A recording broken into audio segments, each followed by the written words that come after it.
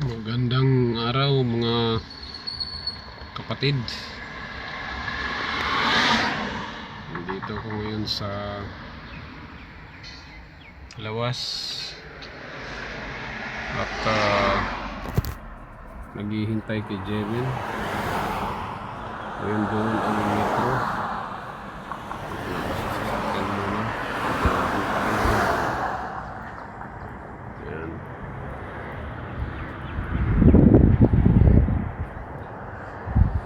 Biyahe pa siya eh. Sumusunod pa siya dyan lang sa business way.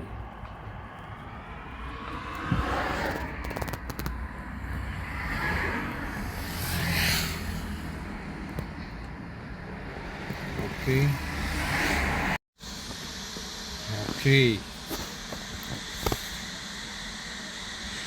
Hintay-hintay pa ulit. Mamaya may magandang view akong papakita sa inyo pag umakyat na kami sa taas. Ganda yung view ng highway, kalsada ng Dubai. Ganda, basta mamaya makikita nyo.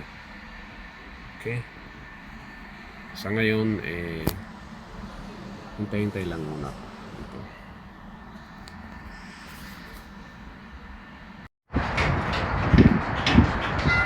Ayun, yung highway 6 side road.